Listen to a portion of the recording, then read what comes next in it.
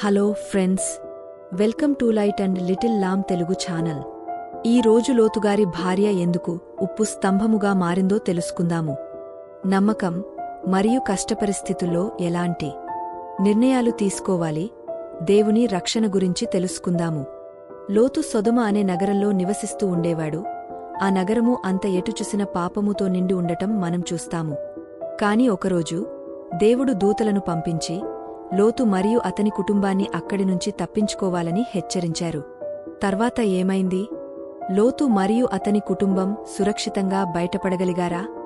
మరియు ఈ సన్నివేశము నుండి మనం ఏ ముఖ్యమైన పాఠాన్ని నేర్చుకోవచ్చు తెలుసుకుందాము రండి.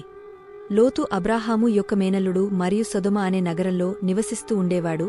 సొదొమ మరియు గొమొర్రా భయంకరమైన పాపముతో నిండి ఉండటాన్ని దేవుడు చూసి ఆ నగరాలని నాశనం చేయాలని నిర్ణయించాడు. కాని అబ్రాహాముని ప్రార్థనల వల్ల దేవుడు 2 దూతలను పంపించి లోతు మరియు అతని కుటుంబాన్ని సురక్షితంగా బయటపడాలి అని హెచ్చరించాడు. దూతలు లోతు ఇంటికి వచ్చి నగరం త్వరలో నాశనము కాబోతుంది అని తన కుటుంబంతో కలిసి వెంటనే వెళ్లిపోవాలని చెప్పారు.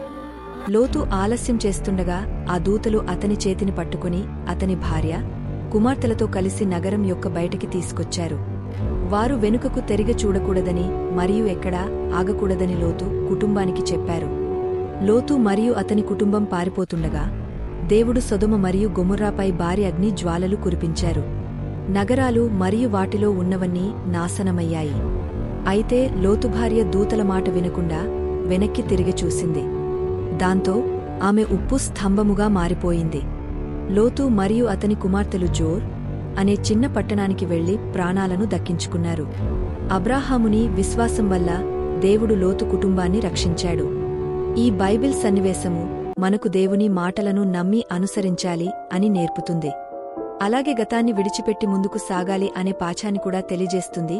ఈ విశ్వాస పాఠము మీ జీవితాలలో ఉపయోగకరంగా ఉంటే మరియు ఇలాంటి మరిన్ని కథలు చూడాలనుకుంటే మా ఛానల్ని సబ్స్క్రైబ్ చేయడం మరిచిపోవద్దు.